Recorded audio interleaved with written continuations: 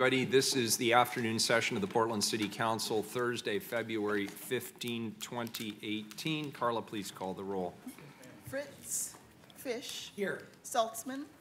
Udaley. Here. Wheeler. Here. So the purpose of council sessions is to conduct the city's business. Any disruptions of testimony or deliberations are not allowed. If people like what they're hearing, a thumbs up works. If you don't like what you're hearing, a thumbs down works. We ask people not to clap or boo or in any other way be disrespectful to the people providing testimony or council deliberations. Occasionally that does happen. If it does happen, you'll be asked to stop. If you do not stop, you'll be asked to leave. And if you do not leave when asked to do so, you are subject to arrest for trespass. So let's hope none of those things happen. Let's all have an opportunity to hear what is going on today. So today we have one item. Carla, I'll let you read it. Item 152, transmit report to the City of Portland on Police Bureau officer-involved shootings and in-custody deaths by the Office of Independent Review. So a couple of things. First of all, the obligation here is to transmit the report. We have chosen to do so in public by having OIR and the director of IPR give this presentation in a public forum where it is televised for the public's benefit. This is not a formal report, meaning it does not require any action or vote on the part of the City Council. OIR has been asked to give a presentation to the City Council, and that's what they are doing. We are not taking oral testimony on this report. However, written testimony will be greatly appreciated for people who may disagree with either the report's findings or with our acknowledgement of those findings. Here's the run of show today. I'm going to offer some brief opening remarks. IPR Director Constantine Severe is going to open up the presentation. He will introduce the presenters from the OIR group, which have prepared the report that I hope many people in this room have now had the opportunity to go through thoroughly. The City Council, of course, will ask questions of OIR, and I had a conversation with them yesterday where they said they would be happy to have us just ask questions informally as their testimony unfolds.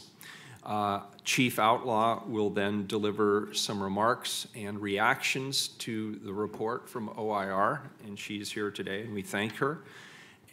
We will then ask if there are any other questions or feedback from the council or from OIR or from the chief or Constantine, and with that we will end it. So there's been some questions as to why are we not taking public testimony today, and I want to just reiterate council oral testimony is taken on resolutions and first readings of ordinances. Items like this that do not require any formal action on the City Council do not necessarily have public testimony. It has been my practice as mayor not to take public testimony, particularly on informal presentations to the City Council or to proclamations. This is obviously a very important issue to the city at large. And so I want to reiterate, if people hear something today in the OIR report that they disagree with, or if they hear anything in either my comments or the chief's comments that they disagree with, we want to hear from you. We will take written testimony at the following email address, cctestimony, so the letters cctestimony at portlandoregon.gov. Again, it's cctestimony at portlandoregon.gov. And of course, we have the Police Bureau and others presenting on a wide array of issues related to policing and public safety over the course of the year in our regular meetings. And we always encourage people to come and orally testify for the first readings of ordinances and resolutions specific to those items. So, colleagues, with that, I just want to state the obvious. Any officer-involved shooting under any circumstances is tragic by its very nature. Deadly force is without question the most critical decision any officer will make. And as a country right now, we need to acknowledge the environment that we're in. The dialogue regarding deadly force has been on the forefront of people's mind. It has been on the forefront of the national news. And as a communities, Portlanders know all too well the devastating impact of an officer-involved shooting. Officers are entrusted to make decisions under very challenging circumstances. It goes without saying that a shooting can result in the loss of life. Families are left in despair. Police officers' lives are deeply impacted. And these things, as we know from our experience as a community, they tear at the very fabric of our community.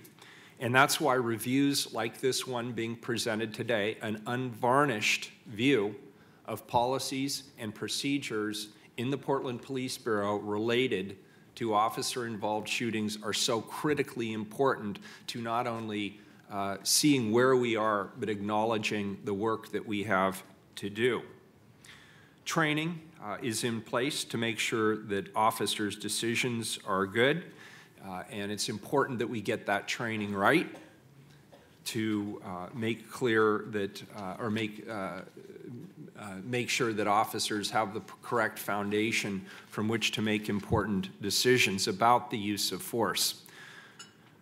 This also highlights the need for continued accountability in our city, which we've seen through the settlement agreement with the Department of Justice, the strengthening of the independent police review, the Citizen Review Committee, and again, I want to thank all of the citizens who participate in that process, and soon the Portland Committee on Community Engaged Policing, the PCEP.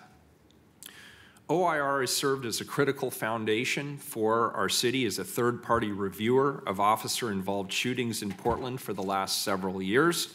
Their reviews have enabled us to assess whether PPB's current policies and training are reflected in practice.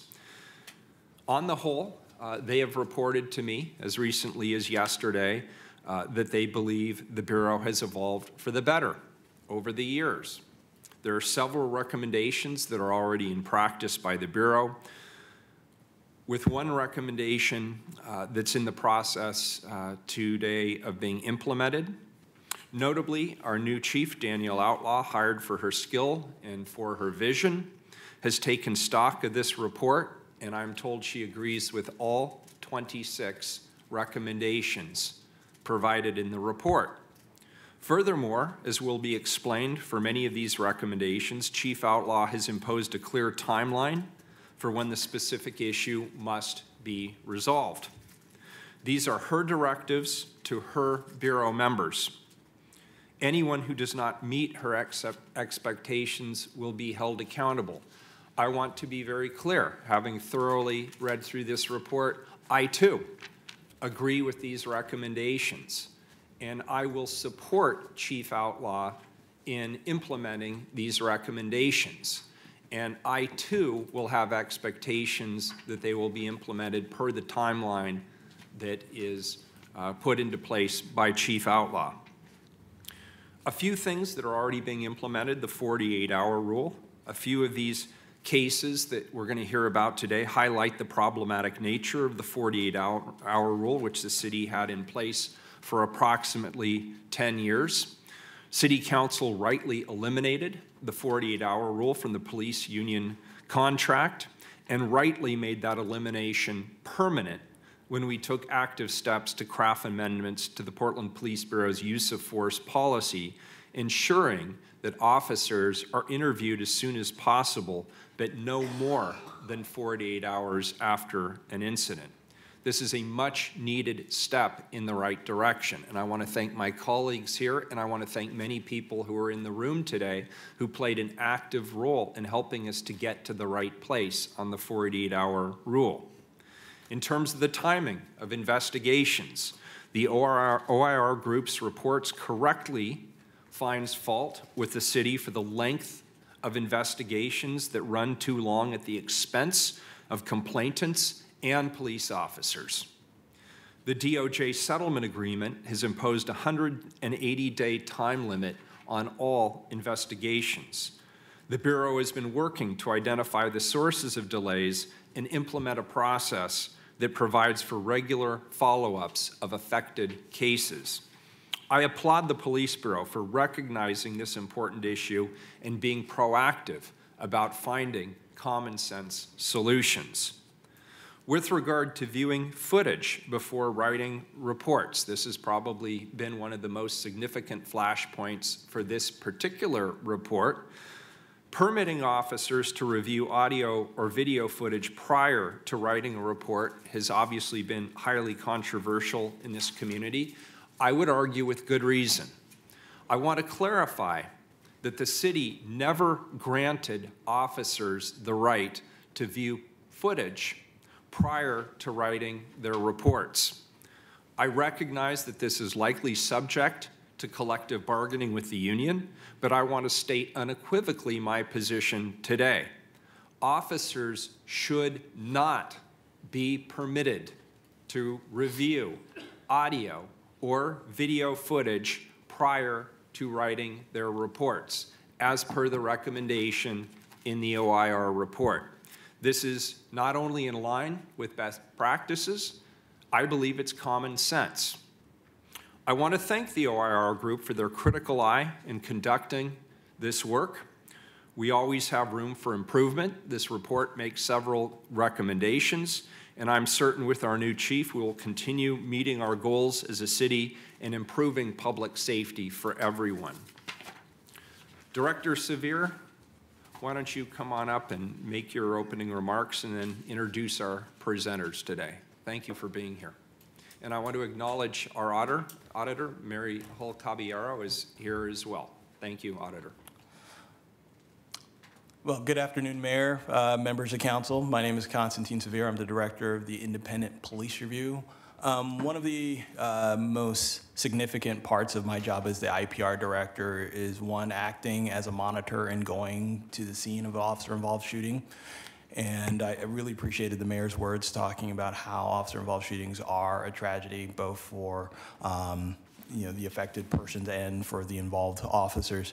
The other significant part of the IPR director's job is to serve as the city's contact point with outside experts, such as OIR, for them to do their external review. And that is something that the city code set up back in 2001 when IPR was created. And I think the fact that Portland, which is one of the few cities around the country that does an external review of every officer-involved shooting, not just the most controversial, but every officer-involved shooting is subject to that outside review, speaks highly to our values as Portlanders, that we are able to take the critical lens and the critical view of an outsider and make our own processes better. And so in the last 16, 17 years of the existence of the external review of officer-involved shootings, Portland has gone from a system where not every officer-involved shooting was subject to an administrative investigation. And in multiple cases back in the 90s and early 2000s, there was not a full criminal investigation. The expectation now through the Police Bureau directives and the direction of the police commissioner is that every officer-involved shooting would be subject to an administrative investigation and a criminal investigation. One of the critical issues with officer-involved shootings is the timeliness of them, which the mayor has brought up. That has been an issue that OIR has brought up numerous times in its previous reports. The Police Bureau has made significant progress in the timeliness of its investigations. The elimination of the 48-hour rule, I think, is critical in helping the timeliness of the investigation. And when the city faced the issue of engaging with the district attorney's office regarding the ability for the city to be able to do administrative investigations in a timely manner, OIR was critical to the feedback that I was able to provide to the police commissioner on how strongly our office felt, both in real time and the number of reports and recommendations that OIR had made to the city. And it was part of the community conversation about how important the elimination of the 48-hour rule was.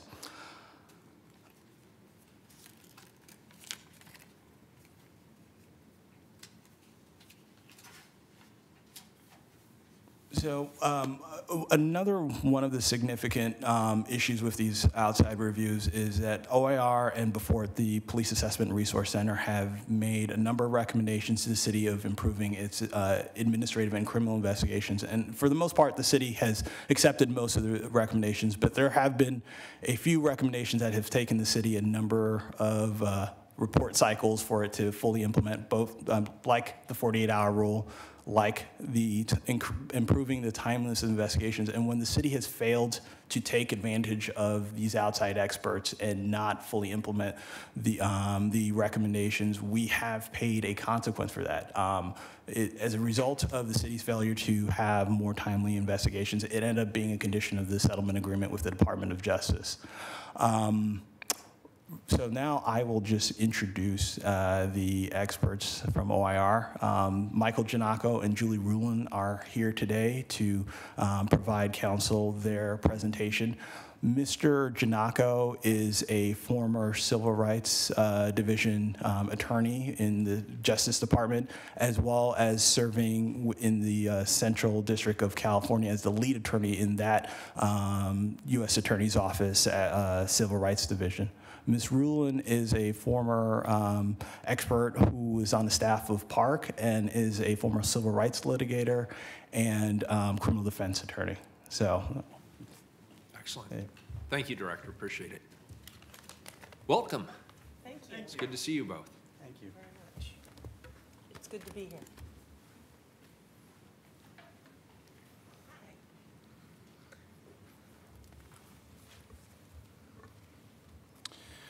Good afternoon, Mr. Mayor, Afternoon. Commissioner Udele, Commissioner Fish. It's good to see some new faces and some familiar faces as well. And am I getting an echo? Can everyone hear me okay? I think Yeah, we're good. it's unfortunate. The acoustics in this room are a little odd, so you just sort of have to deal with it. Sorry about that. I will proceed. Thank you. Thank you for allowing us the opportunity to be before you. Thank you for receiving our report. And thank you for your opening remarks, Mr. Mayor. I couldn't agree more with all of what you have said up to now. There is nothing, and because our work has extended beyond the city of Portland, and we have had, unfortunately, the responsibility to review 500 or 600 officer-involved shootings, we couldn't agree more about how when an officer uses deadly force, it always creates, in fact, it's always a tragic event, particularly if somebody is injured or killed, but always presents trauma not only to the family, to those who are involved more closely, to the individual being shot, to the police officer himself or herself who uses deadly force, to the police agency as a whole, and to the community as a whole. These kind of incidents resound in a significant way and potentially can tear the fabric with regard to the relationship of trust between police and those who are policed, their community. And for that reason, and because of the consequences that a deadly force incident does on impacting the community and the family, the officer, the department, it's incumbent upon agencies to conduct a thorough, objective, fair investigation into the incident for a number of reasons. One, and this is a district attorney responsibility eventually, but to determine whether or not the actions of the officers run afoul of state law with regard to use of force, but also to evaluate the incident to determine whether or not the incident is consistent with the expectations of the police agency itself, is consistent with the directives of that police agency, is consistent with the way in which the officer who uses deadly force has been trained, and also whether the act itself and all the events leading up to the act and subsequent to the incident are carefully reviewed to determine, one, what happened, two, is there a way we can do better, with the idea that that kind of holistic review, introspection, reflection, and identification of remedial measures, including accountability, training, policy development, can help lessen the likelihood that a similar deadly force incident will occur. Will we get to zero? I think that is ultimately the goal of getting to zero. Will it happen overnight? No. But we can say that in our estimation, as reflected in this report and in our past reports, of the 41 shootings we have reviewed in the course of our responsibilities here, that there has been a trend line that has been optimistic. And for that reason, we continue to appreciate the work that we are able to do and the ability to report to your public and your community about that trend line. We have yet to find an officer-involved shooting in the review of the 600 or so shootings we've done that has been done, quote, perfectly. And we have also found that in every incident where deadly force is used, as justifiable as it may be, there are lessons to be learned if an agency takes the time and consideration to do so. And it's that philosophy that guides us and what sort of drives us as we come up with our reflections, our findings, and our recommendations. The recommendations are intended to improve the department, to improve the Bureau in this case, and to, again, better prepare not only the Bureau but its officers in providing additional guidance, additional procedures, process, in an idea that that will all lead to a better and more robust review process, with the exhaust pipe being better guidance to officers, better guidance to supervisors in the Bureau on ways to train officers, guide officers, and reduce the likelihood that deadly force will be used. I'm going to end my initial comments at this point, as the mayor indicated, certainly open for questions either now or during the course of our discussion, during the course of our presentation, or at any time at the end of our remarks. But I wanted to reflect a little bit on some of the common themes that we found in this report, but I'm going to ask my colleague Julie Rulin to do that at this point. Michael, can I just ask you a kind of a referee's question before you get into the merits, and that is, did you experience any barriers to getting the information you needed, which formed the basis of your analysis and your recommendations? No. As reflected in our report, Commissioner Fish, in order for us to effectively do our job, we need total access to all information, including confidential information or any information that exists relating to the incident that we're reviewing. And to answer your question as succinctly as I can, we didn't receive any barriers at all with regard to that. And that has been true throughout our assignment. Julie? Yeah. Good afternoon. Good afternoon. Mr. Mayor and Commissioners. Thank you for having us and for giving us this opportunity to present some of the findings in our report. This report, we talk about 6 officer-involved shootings. 2 of those were fatal shootings. 3 of them resulted in injuries to the person being shot at, and 1 of them was a non-hit shooting that nonetheless received the same level of scrutiny from the Bureau and the same level of review from us. Rather than go through the circumstances of each of those incidents, I thought we would focus on some of the common themes that emerged from our review.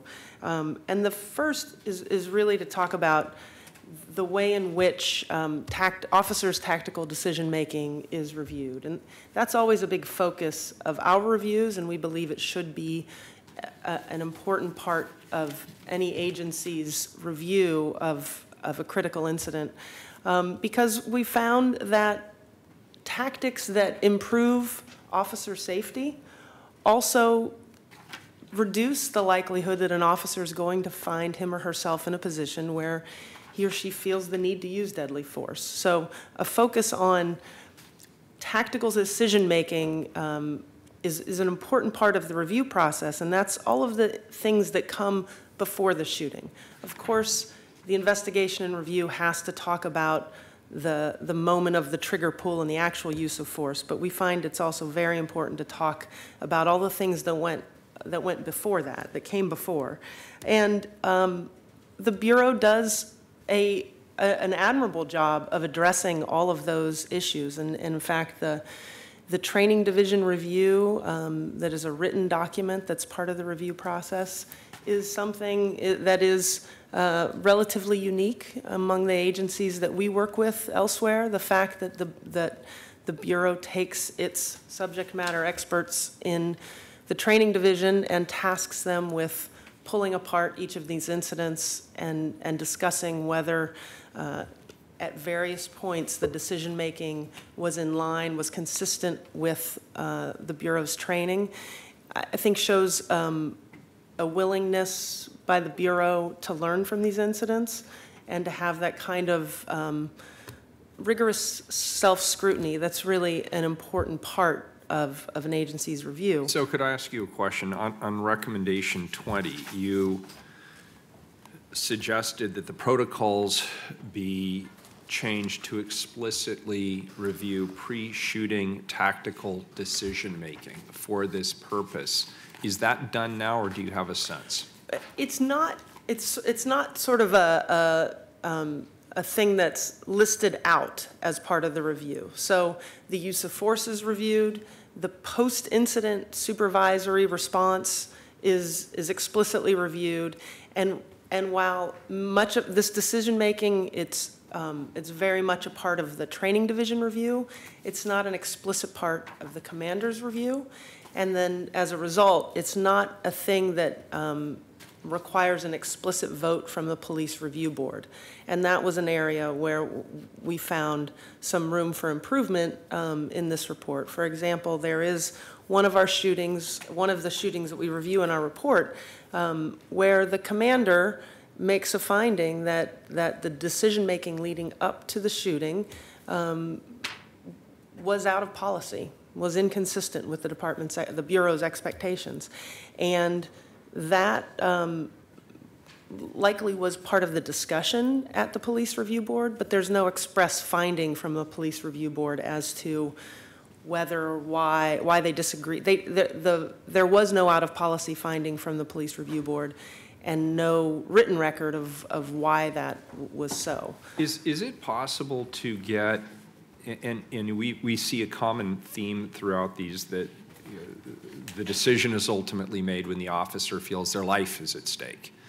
Is there a best practice, or is there anything concrete that you could point me to by way of a strategy that's implemented elsewhere that's very effective in terms of reviewing the pre-shooting tactical decision-making and then how that is actually integrated into training?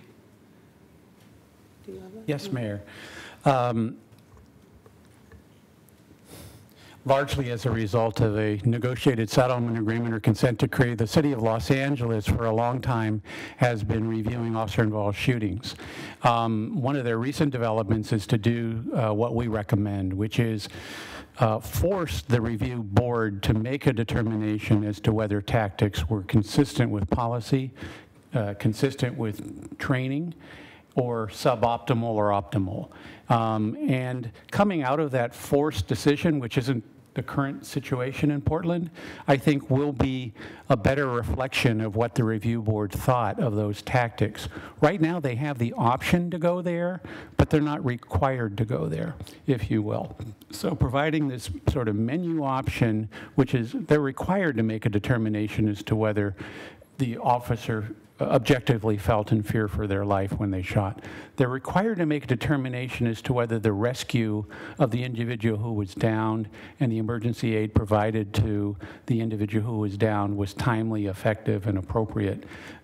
They're not required to make a determination about whether the tactics were consistent with training or policy, and what we're advocating is that they should. So you would direct me towards LA then, and their I consent would, decree? yes. Okay, thank you, that's helpful, I Yes. appreciate it.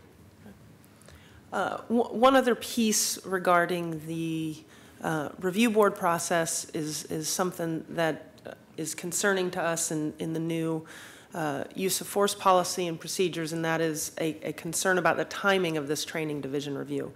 If you're going to have the Police Review Board make decisions about, make a finding about tactical decision-making, we think it's very important that they have access to that training division review document.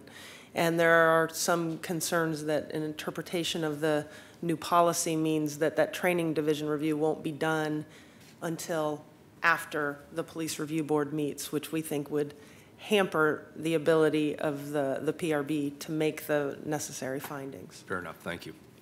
Another theme from this report, and it's a theme that it's been a common theme throughout many of our reports, and that is the role of supervisors on the scene of these incidents. And what we've found in a number of shootings over the course of our review is that a tendency for supervisors, for sergeants on the scene to engage tactically in the incident. And the role of a sergeant at the scene of one of these emerging incidents ideally should be one of a director and not an actor. So somebody who's standing back and identifying what resources are necessary and which officer ought to be deploying which type of weapon and positioning and how you're going to manage the entire incident. And we have found repeatedly examples of sergeants wanting to jump into the role of an officer when there are officers available to play that role. The Bureau has always agreed with our recommendations on this, and there is training for sergeants that instructs them on the proper role during these incidents. That training curriculum is sound, but for whatever reason, it's not sort of sinking in. And there are, a number of possible explanations for that. But what we have recommended in this report is that it might be time for the Bureau to say, we're going to make this a formal policy, which will make it easier for us to, number one, reinforce this message in training, and number two, hold people accountable when they don't meet those expectations. A third area, sort of common theme that I wanted to talk about, though, Mr. Mayor, you addressed it very well in your opening comments, was the timing of when an officer will review video footage. We see this as a very controversial topic in many cities where body-worn cameras are being rolled out, and there's a lot of video footage available of all these incidents. But even in the absence of body-worn cameras, more and more everyday life, what we do, what officers do, is captured on video. And so I think it's important for the Bureau to have a very clear policy on how they will handle this in the investigative realm. As you said, it is best practice in our view that officers provide a statement before they're allowed to view video. It seems unquestionable that the watching video can affect a person's memory in unconscious ways even, and in unpredictable ways. And the goal, particularly in these incidents where what we need to assess is an officer's state of mind at the time of the shooting, the goal ought to be to get a very clear and pure statement of that officer's memory. And as I read your recommendation, you're not precluding officers from giving additional testimony once they've reviewed the video. You're just saying the initial interview should be prior to any audio or video, I guess I'll call it contamination.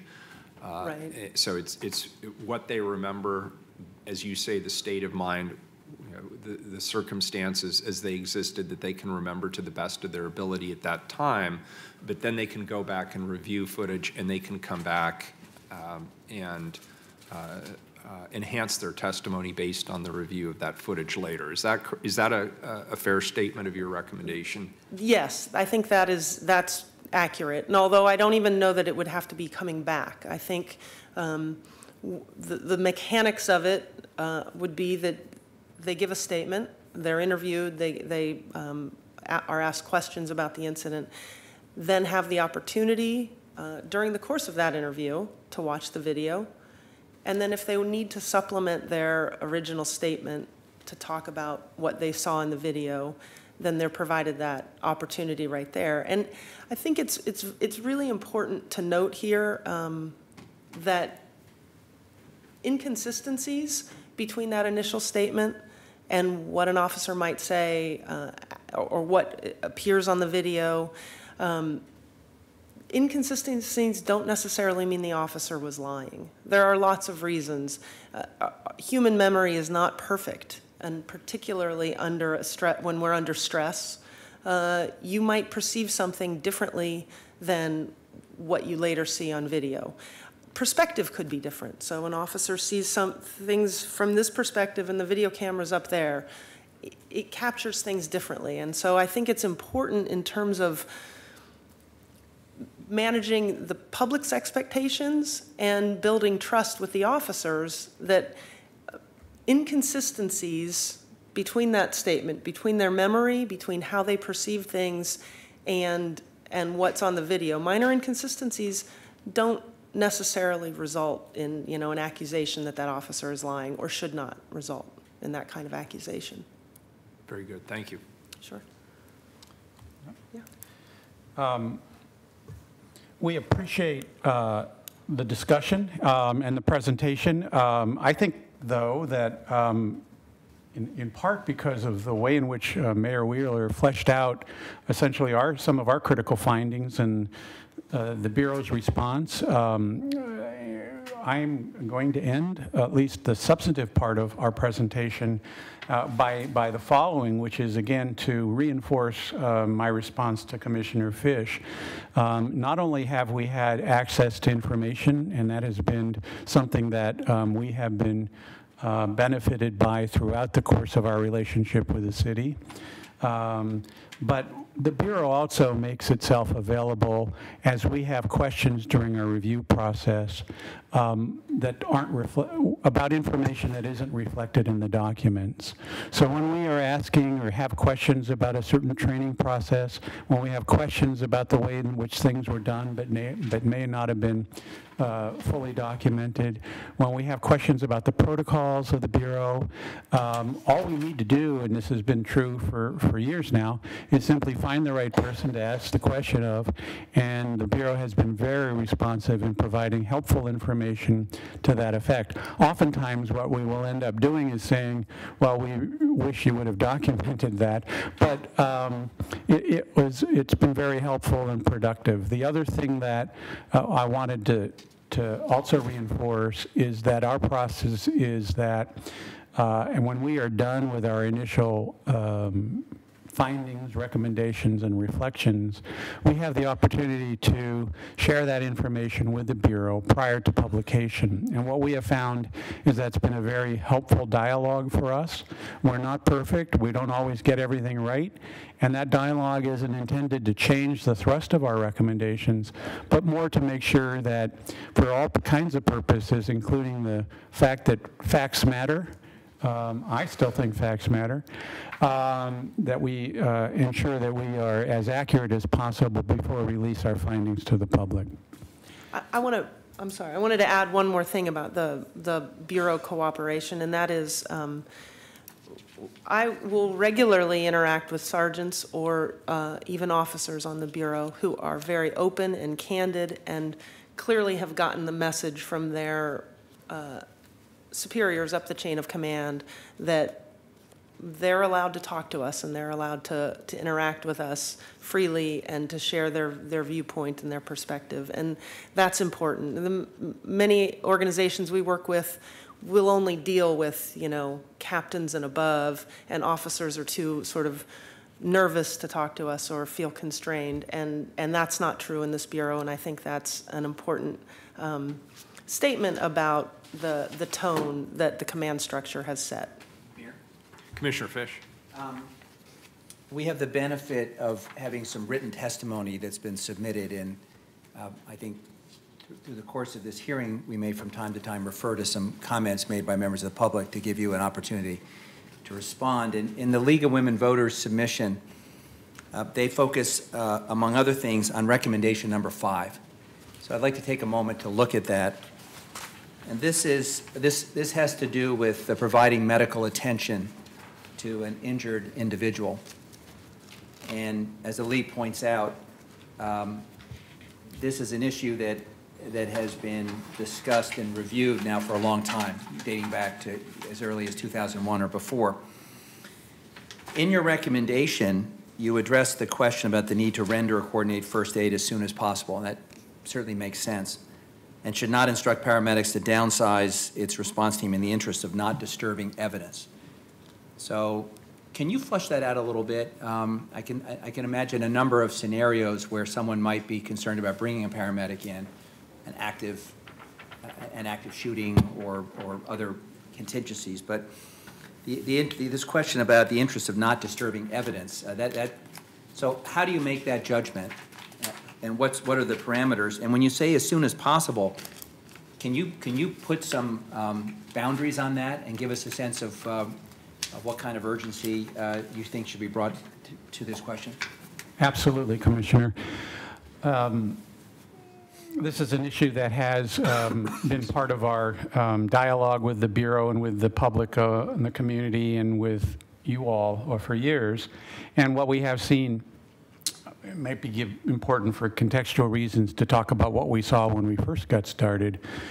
We saw a number of cases in which, after an individual had been downed by gunfire, Bureau personnel on scene would take a step back, and then call the SWAT team or the CERT team, which is your version of SWAT, to respond, which could take,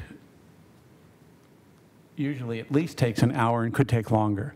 So we'd have a situation where somebody was not moving, showing no signs of life from the perspective. CERT is called because there may be a weapon close by or what have you, and it would take a long, long time before that person would receive medical attention. It certainly, we don't see that anymore, fortunately, but we still do see, in one case, we highlighted this in our discussion, where the individual was downed. The officers eventually used a ballistic shield, which is a new device that keeps them safer and allows them to approach, and consistent with an earlier recommendation we made. They come up with a ballistic shield. They handcuff the individual so that once an individual's handcuffed, he's much less of a threat to them. Then they back off and call paramedics.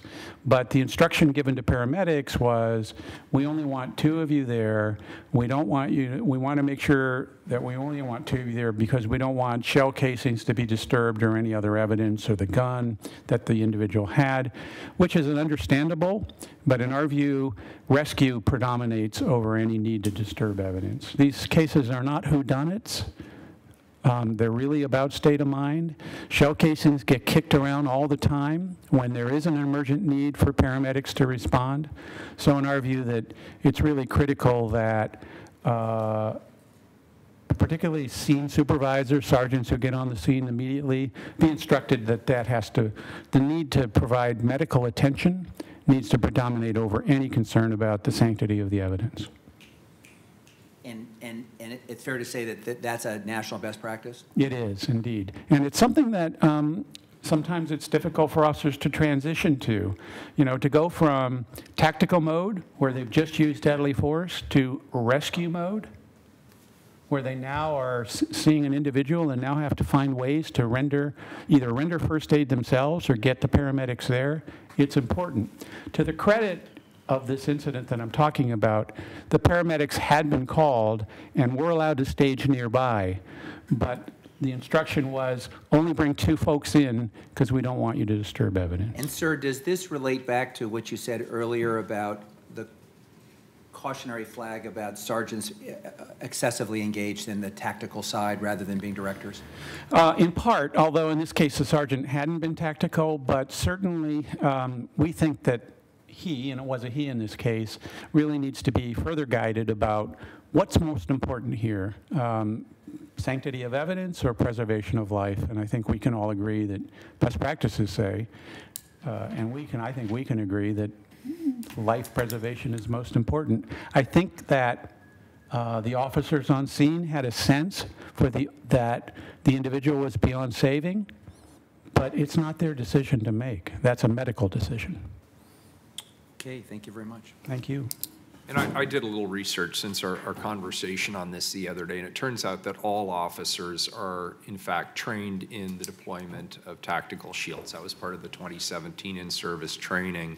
Right. And they're actually more widely distributed than I expected. Every sergeant's vehicle has one. And so there's probably some training and communication improvement that has been made since the cases that you're reviewing for this report. And I just wanted to make note of that. The most controversial issue here in terms of getting a response was on this question of supervisory responsibility, particularly on the part of sergeants approaching a scene. And I got unvarnished feedback from within the Bureau, and there were a couple of refrains. And the first is really on us. It was a question about resources and capacity. And ultimately, the council controls resources and capacity with regard to how many people are on the scene and how many people are available to actually be engaged at a tactical level versus a supervisory level. And the second was, I would generally characterize it as concern about being too prescriptive with regard to the role of the supervisor on scene. And what was mentioned to me was a specific case around communications where it was believed that really only the sergeant could handle the communications under a certain circumstance. And the question was raised, are you actually going to prescribe that the sergeant not be engaged in that function? And potentially, if you write it into policy, actually potentially, what's the word I'm looking for, require remedial action from the sergeant as a result. How would you respond to those responses to the issue that you raised? Yeah, I think, I mean, there are a couple ways to respond. I understand that writing something into policy and setting it, you know, it's hard to it's not always good to create hard and fast rules that have no that officers have no ability to exercise some discretion to veer from. There might be exceptional circumstances. I understand that sergeants become sergeants because they're good officers. They did their job well. They're smart. They know what they're doing. They have experience. And sometimes it's hard for them once they become a sergeant to step back from that thing that they're very good at. And they know they're on the scene and they think, I can do this better than this new officer. And that's a difficult position to be in. I get that. At the same time, if you don't give those officers the chance under your supervision, they're not going to learn to become the good, experienced officer that you had the chance to become. So I get that there are circumstances under which, you know, you might want a sergeant to step in, and they need to be able to recognize that. And yeah, it should a policy completely remove all discretion? Probably not. I mean, we haven't suggested any particular wording for this policy.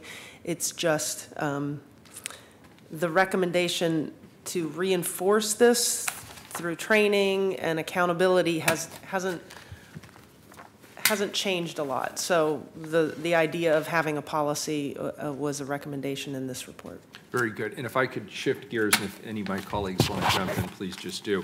I want to talk about the timeliness of investigations. And as a new police commissioner coming in and realizing that I was being asked to look at investigations that were quite old, and in communicating with lots of people who are at different parts of the process, everybody seemed really frustrated by the length of time it takes to complete an investigation. Could you elaborate on your findings and recommendations with regard to timeliness of investigations? And first of all, let's just stipulate that it's in the interest of the officer, and it is the interest of the individual who was the recipient of officer-involved use of force and their family to have this done quickly. So what are you recommending, and given our current structure, what would you change? I think that timeliness is always needs to be balanced with thoroughness, and certainly we don't want to, and we're not intending to recommend that the thoroughness of the investigative process and review process that occurs in Portland be somehow subverted. On the other hand, it is important that these kinds of investigations be completed. The DOJ, Department of Justice, said so, and that was part of the settlement agreement regarding ways to collapse the time, if you will, in order to have more timely investigative and review process. And I think as a large part of that kind of oversight that currently exists here, the Bureau has done better, significantly better. That being said, there are times in which files seem to end up on people's desks for too long with not a lot of activity going on. So I just think that we don't have a specific recommendation or magic cure or magic bullet. This plagues every agency that has these responsibilities, and it's a fact that there's plenty of work to do for people who may not have enough resources to do it. It's an explanation, not a justification. And I just think that it's important for, and we're going to continue to watch it, but I think it's important for the management of the Bureau to continue to figure out ways to collapse that process without sacrificing the thoroughness and the robust review process that's currently in place. So there were two recommendations that you may have not stated explicitly, but you certainly implied them. So I want to find out if that is true. The first regarding the question of internal affairs. And you stated explicitly at the head of that section that internal affairs, generally speaking, is not a bottleneck, but it becomes a bottleneck if somebody or a part of the process later on asks for additional interviews or follow-up information. And then there is a competition for time, energy, and resource back at IA for the follow-ups. And you seem to be suggesting that it's not the initial IA investigation that it's a problem, it's follow-up requests that are becoming problematic. And you had a recommendation there. First of all, did I state the problem accurately? And if so, what is your recommendation? Mayor Whaley, you stated it accurately. Human nature being what it is once you as an investigator get rid of a case, you hate to see it come back. Sometimes it needs to come back, and sometimes there is important information that is missing from the file. Witnesses weren't asked the right question. Witnesses weren't interviewed at all. So that process is critical, and the Bureau is doing a pretty good job of doing that and sending things back, as well as IPR. IPR plays a role there as well as sort of another check on thoroughness. But our recommendation is that when an investigation, which is already old, because now it's gone through a review process, comes back for more investigation, that the commander of the Internal Affairs Unit ensure that the investigator who it's going back to put that at the top of the queue so that whatever else needs to be done is done, so that that review process can be completed. You also highlighted the Police Review Board, the PRB, and you indicated in your report that meetings occurred at least 2 months after most case investigations were completed, and in half of the cases 3 to 4 months later. What was causing that delay in your estimation? I think, I think that there are a lot of reasons, and every one is sort of episodic, but if I had to generalize, which I will, I think some of it has to do with scheduling, availability. There does need to be some time built into the process so that those who are on the review board have an opportunity to review the cases, because these files are extensive, and it's important for any review board participant to have some amount of time to take a look at the cases so that they are steeped in the information, have looked at the raw data before they go to the board.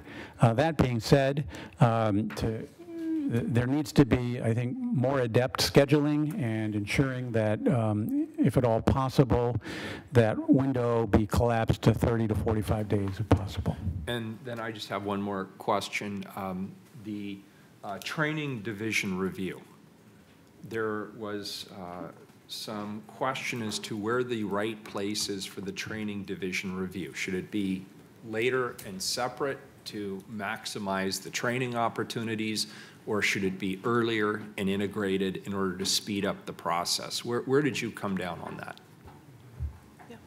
Well, we think it's really critical that the training division review be among the materials that the review board considers when making its findings. So we think that that's the overriding objective, is to make sure that that gets done in a way that it can be useful to the decision makers on this case. And I would just add, Mayor Wheeler, for those in the public who may not remember, critical components of the review board are people who are not experts in police practices. They're members of the CRC or members of the civilian community at large. And those individuals definitely need to be guided by the insights of the training review process in order to even formulate issues to discuss at the review board.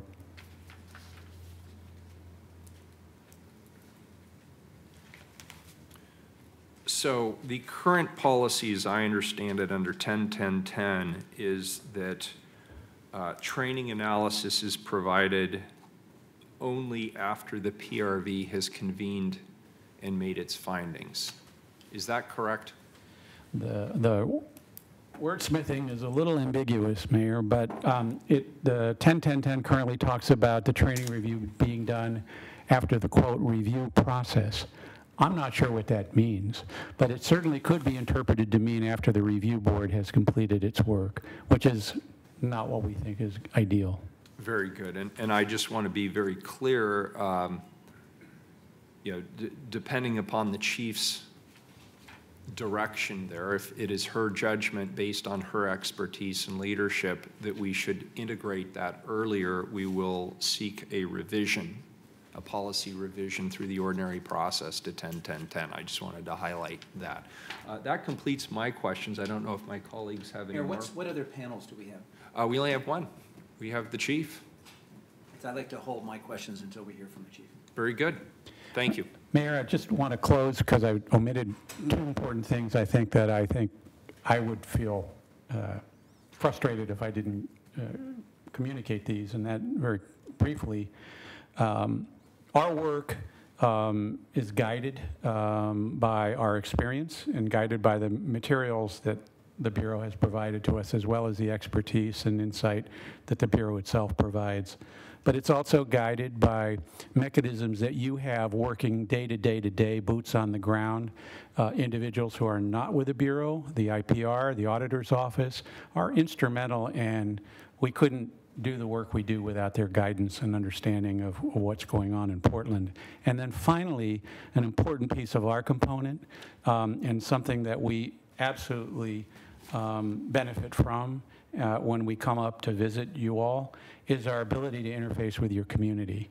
Because while the community may not be experts, although some are becoming experts on police practices, they certainly provide an important perspective and give us a better and general and broader understanding of the concerns of your community. And that dialogue that we're able to have only makes our report, I think, more informed. So we appreciate their work and their willingness to meet with us on a regular basis. Thank you. Appreciate it very much. Chief Outlaw, welcome. Thank you for being here. We appreciate it.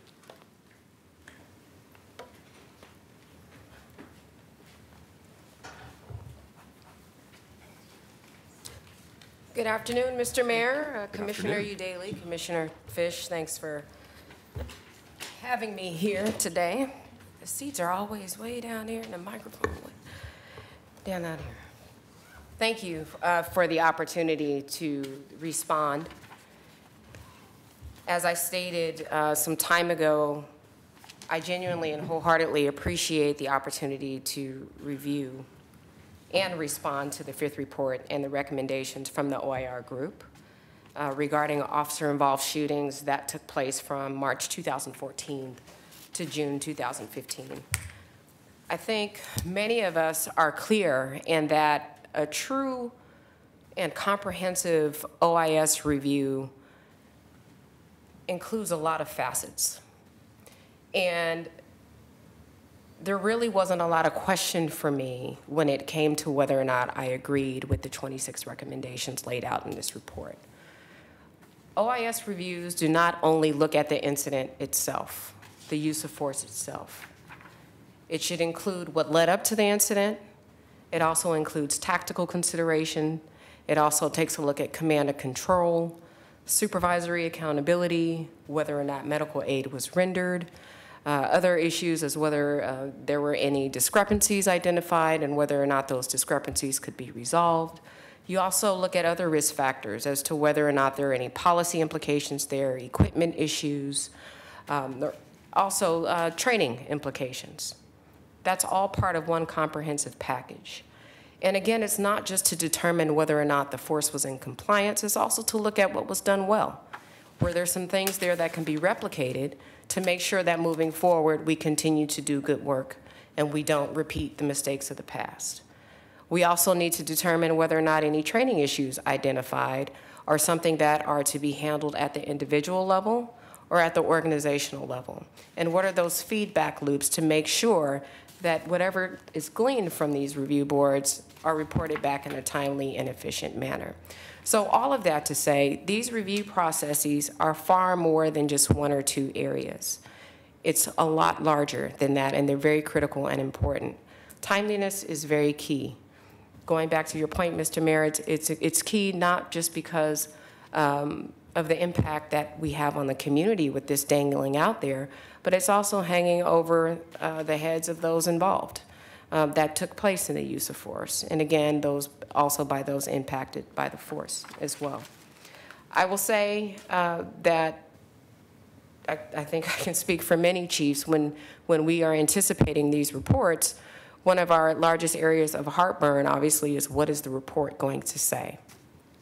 And I think that it's clear in this incident or this report that the Bureau has made some progress over the years because the content of the recommendations were not that of flat out we just got it wrong, or there was bias, or there were investigative insufficiencies. The recommendations that were laid out in this report clearly show that there is room for enhancement and improvement to our currently existing internal accountability mechanisms. That we can do. Obviously, at least one of the recommendations have some contractual implications, and I look forward to working with our community stakeholders and our internal stakeholders to sit at the table to make sure that we resolve those. But in the end, we all have the same goal, and we'll make sure that we'll implement these recommendations. Again, I truly appreciate the collaborative process here and the recommendations put forth by the OIR group. And this is important in that we are sincerely trying to not only build bridges, but to enhance our transparency and to show that we truly are genuine and that we want to get it right. So I have some of my command staff here with me, Captain Bell, I'll acknowledge as well, and Captain Day from training, and Acting Chief Hendry is here. They were also contributors to some of the responses that we provided to this report as well, and we're all available for answers to any questions that you may have. Thank you. Commissioner Fish. Thanks, Chief. Thank you, Chief. And I just want to say that last time I saw you was at the Martin Luther King breakfast hosted by the Scanner. And I wanted to come over at the end just to say hello, but there was a line out the door of people wanting to take their picture with you. So I thought that was a pretty healthy sign of how the community was responding to your leadership. I'd like to talk to you a little bit about the response that you submitted to the recommendations. And having worked, for example, with a prior council and now with this mayor on the 48-hour rule, and knowing that sometimes there's significant challenges between us deciding we want to take an action and actually affecting that action. I look at some of these comments and I'm thinking, okay, where are going to be the most substantial barriers to moving? And at the front end, I want to say that in reviewing your letter, one of the things that I applaud is that in almost every instance where you agree with a recommendation and you pledge to make a change, you have a timeline for that action. So that will allow us to monitor the progress and hopefully get some further report. So I applaud you for that. But let's look at recommendation 22. Mayor talked about this a little bit. This has gotten some attention. And this, of course, is the one about whether an officer can view video evidence prior to submitting a statement. You agree with the recommendation, but I just want to quote what you say. This issue may be subject to collective bargaining. Now, that's a may. And so having been involved in these kinds of conversations before, and based on my background as a labor lawyer, I get it, that there's a gray area here. I guess my question is, when do you expect to have a clear understanding of whether it is or it isn't? And then depending on what the law is, because after all, we must follow the law based on the best guidance we receive, what is your intended plan of action to tackle this problem? That's a fair question, and thank you for asking that. So I will say that dialogue has already begun. I did receive a letter from the PPA regarding some concerns specifically as it relates to number 22, and I believe you might have all received a copy of that letter as well. My first priority is to make sure that I educate everyone as to why I agree with this. There are some very fair concerns and fears and anxieties out there relating to why an officer, especially for an officer-involved shooting, believes they should be allowed to view the footage prior to providing a statement. And my message has been very clear. I also shared the same message with the command staff and have asked that this be relayed throughout the organization. When you look at it in its totality, it's really to the advantage of the officer, and here's why. The standard for whether or not a use of force is in compliance is the reasonableness standard. It's the Graham standard. That doesn't change whether or not there is footage available, surveillance footage, body-worn camera footage, or no footage at all. The standard is the standard. It's not whether something was right or wrong. It's whether or not it was objectively reasonable. And with that said, there may be discrepancies with or without footage. It could be, as science shows, that an officer's recall is more enlightened or enhanced as several months progress. Obviously, we're not giving statements that far down the road, but they might remember some things later on. So things may or may not add up. But there's a reticence amongst officers, and I understand why, that if they're given statements with discrepancies or inconsistencies, that at some point, someone somewhere might say, you're being untruthful because you didn't say it right the first time. And what I'm saying is, if we allow officers to view footage prior to providing a statement, it doesn't fully allow you the opportunity to recall the way you felt it and you saw it and you perceived it at the time you made the decision to shoot. So the first priority is education. I've already started the dialogue and making sure that we're setting up some time to sit across the table to get this hashed out, if this is something that needs to be negotiated or not. The other piece is that along with the mayor's office, we've already begun traveling as it relates to body-worn cameras and programs to visit other major cities that have already implemented the body-worn camera program, and we've looked at their policies.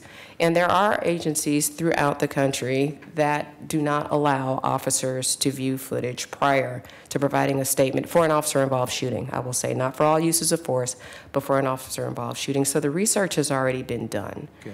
And so we're doing everything that we can to make our position as strong as it can be, but to make sure that the advantages are relayed and to make sure that it's messaged that this is not a aha gotcha.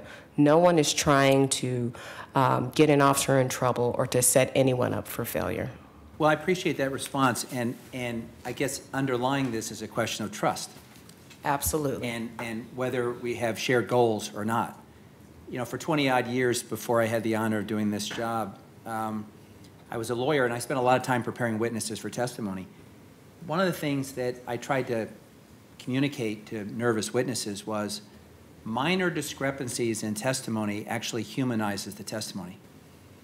The person who gets up and gives robotic testimony that's been carefully sculpted, everything, that instinctively rings false, because no human being remembers every single detail. And the more you present like that, the more obvious it is to anybody listening to you that you've been carefully rehearsed and everything is done. The minor discrepancies are part of the, what connects us to other human beings. I got some details wrong. I guess the question that we're going to have to grapple with is sort of the difference between a minor and a major discrepancy. Yes. And, frankly, as I get a little older, I find my minor discrepancies are becoming more regular in just how I recall things and sometimes memory issues. But I'm less concerned about someone that says there were 6 people there, not 7, confuses a name, has some detail wrong, because that's human. And I think, as you pointed out, at that moment where there's a lot of trauma at the site, there's a lot of activity, sometimes the memory is not always operating at the highest level. So I think the question really has to be some trust here. Minor discrepancies that get cleaned up, it seems to me that makes a lot of sense. I guess there's a point at which it becomes a major discrepancy, and then it raises a larger issue about, is the person being fully forthcoming and truthful.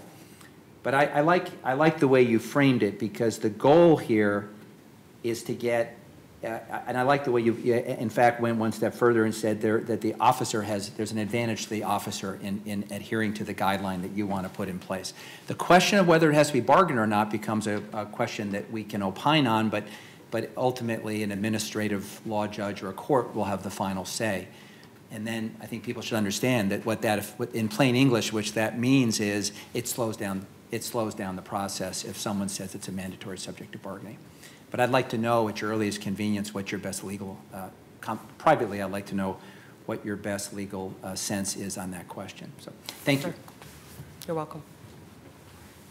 I just had a question regarding less lethal shotguns. And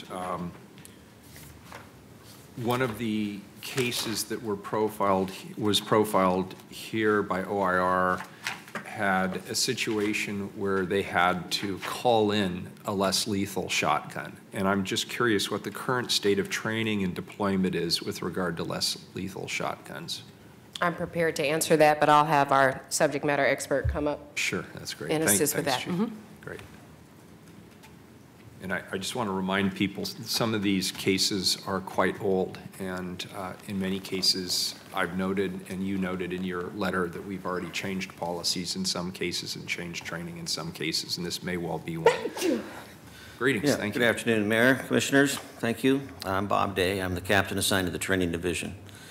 So for several years, the Police Bureau has used a tool we refer to as the less lethal shotgun, or the beanbag, which is a shotgun firing system that shoots out essentially small beanbags in an attempt to, distract or stop the threat. We've begun a robust review of that over the last year or two for a variety of reasons, and came to the conclusion to change the system entirely as a tool. So we now have just completed a transition to a 40 millimeter less lethal weapon system. It's a single shot, so it shoots essentially a rubber baton, for lack of a better term, a projectile that will, have the same desired effect, but it's more accurate and extends some of the distance so that we can create more space and more time, which is what we're always looking for in these situations. We've begun that process last fall, and we currently have about 130 some odd operators certified in that. Prior to, we had about 150 total less lethal shotgun operators. Stand by, because we're going to be having some additional training and bringing on about another 45 to 48 operators this spring as we put them through certification courses. So, at the result of this, at the end of this conversation from this report, for that recommendation, we'll no longer have less lethal shotguns even on the street or in the system at all. Probably within the next 60 to 90 days would be my guess, maybe sooner. My goal is to try and get them all distributed by the end of March. We're also going to have 4 additional classes of about 48 officers each. So we'll bring our numbers up to nearly 180 operators on the street, whereas, as I said previously, we had 150. So we're expanding the capacity. I believe it's a more appropriate tool, better use for the officers, as well as, when need be, for the community, because it gives us a greater sense of accuracy and control. So that recommendation is essentially fulfilled, or will be, hopefully by the end of March. Thank you. I appreciate that. And I had a question, Chief, and again, this may be one that we have to put to somebody else. And it's regarding attorneys who accompany their clients on a walkthrough and offer what OIR refers to as evidence to the investigators. And the concern here, of course, is that the attorneys are not eyewitnesses. I guess there could be a rare situation where they are, but generally they are not eyewitnesses to the account, and there they are presenting evidence to investigators. And I understand that you agree with their recommendation that they should not be able to offer evidence. I just want to clarify, though, I believe the officers have a right to an attorney being present during the Correct. walkthrough. Is that correct? That is correct. Okay, I just wanted to make sure I had that correct. Thank you. Good. Those are my questions. All right, good. Thank you, Chief. We appreciate it very much. I don't know if OIR, if you want to come back up, if there's anything you want to say for the good of the room. We look forward to seeing you in August. Very good. We will have another 9 cases. Good. Well, I want to thank you very much for your good work, and we spoke informally. I spoke informally with the folks from OIR. I'd like to see us get to the point where we can actually catch up to the current and have review of current cases and get caught up on that. I want to acknowledge a couple of things that have already been acknowledged here in closing. First of all, being a police officer is a very difficult job. It's hard work. It requires a high degree of professionalism. I am proud to serve as the police commissioner, and I want to be very clear about that. I always believe that we can do better. And so I just want people to understand, as I ask questions of the Bureau that I am responsible for as the commissioner in charge, I want to be clear, it's because I have high hopes as well as high expectations of that Bureau. And I know I share that with Chief Outlaw. And so I want to thank the folks from the OIR group for being unvarnished and focused in their evaluation. Director Severe, I want to thank you and IPR for the great work you do. Madam Auditor, thank you. This is really your whole show today. And I want to thank you for a process that is highly public and transparent. This report is available. Anybody can take a look at it. Again, we are happy to take written comments. If people disagree with anything they heard today or have a different view, we'd certainly be open to hearing that perspective. So thank you all for being here today, and we'll see you next time. We're adjourned.